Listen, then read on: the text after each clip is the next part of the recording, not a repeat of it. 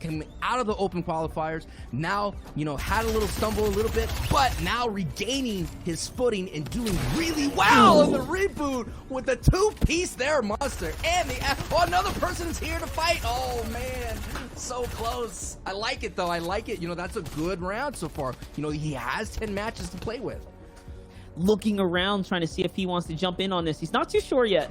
Not too sure if he wants to throw his chips on the table here, but Option is going to throw all his at the wall right now. He's got the card of hands in his favor, the deck of cards in his favor, and boom, Hards goes down. Kaizen's up above, now deciding he wants in on round 2 here.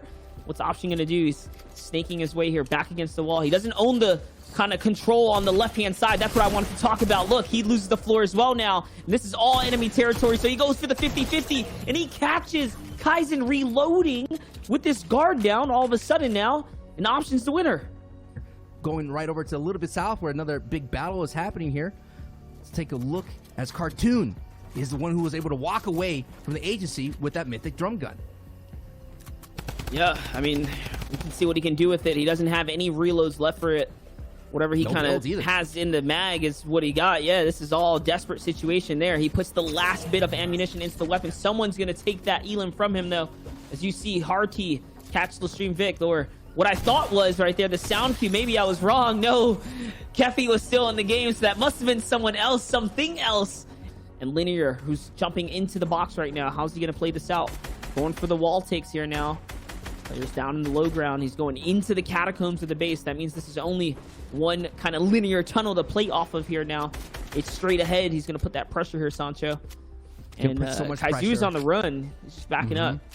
Yeah, I mean, you heard that rocket, right? If you're Kaizu and you know this guy has a rocket and he's going to keep pushing me and I have no other way to go, but he did find a little cubby. You know, that little cubby right there, he's going to be able to have not a greatest of peaks right there. So he's going to, ooh, and that's what I'm talking about. He had to go all the way across his body. It's like throwing a pass, you know, threw a pass across his body, and Linear gets the interception right there and is able to walk away with that Elim. Find his opening. Kind of fragment right here. This frag right here. Can he? No. Those are 5 very rare and crucial bullets right there. And this is the fight that he's looking for, though. If anything, it's going to be a shotgun one where he has a little more ammunition to spare for the battle. These are the comfort zones that he's now putting himself in here. Just a couple more bullets now.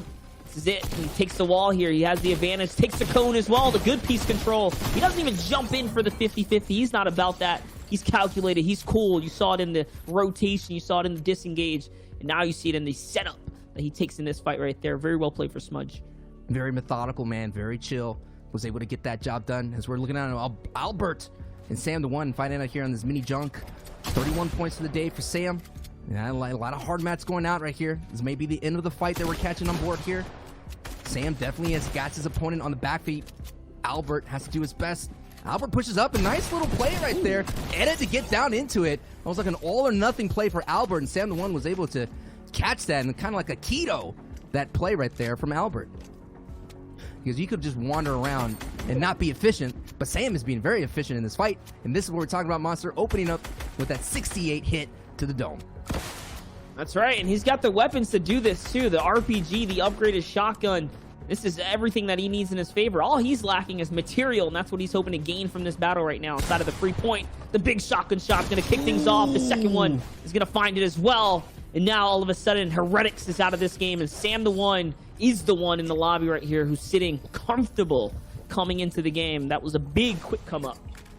Sees a fight off in the distance. There's no way that he's going to be able to cheekily take this one, will he?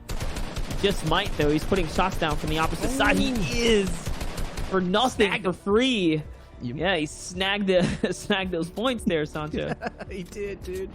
The mosh pit, brother, it is happening. All it takes is one person to spill the drink, and hey, wait a minute, he spilled my drink, I'm gonna spill your drink.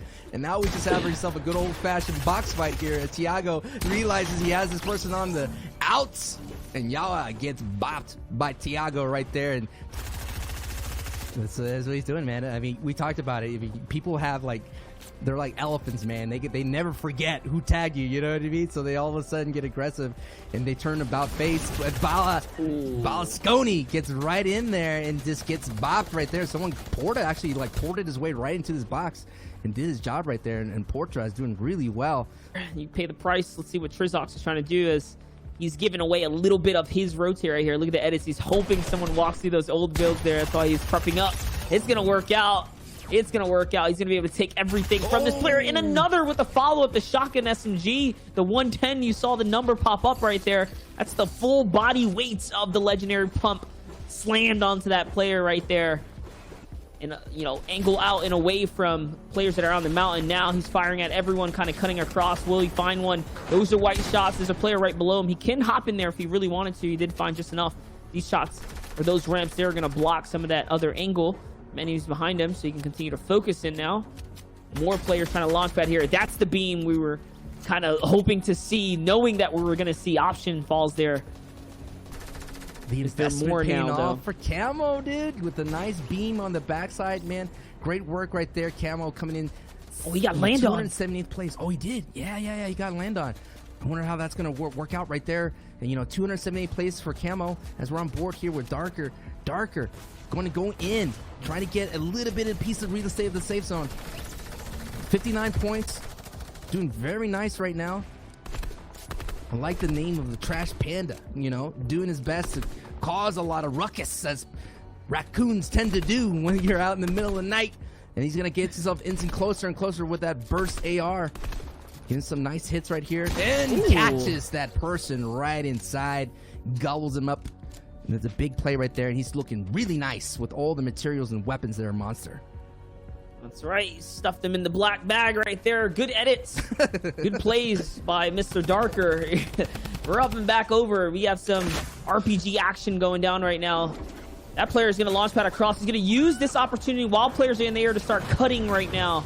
Love that he's not waiting for anyone to land, not waiting for something to happen. Instead, he's taking this kind of rotate into his own hands here. He is hunting someone down right now, though. He's got everything that he needs, but nothing's reloaded anymore. Not the RPG, not the drum gun, now that he's bursted down most of his ammo here. So only relying basically on the shotgun here now. This is kind of ticking here. Good layer change. He's going to hop up just a little bit. He can't go too high, though. He really doesn't have, you know, builds to kind of sustain here. This is why he's hunting for an Elam. He's going to tuck it into the old builds. He hears the shotgun or the kind of collision of the RPG Finest Smart. Too much time, though. Too much time back here. He's still going, Sancho. He's still looking for more.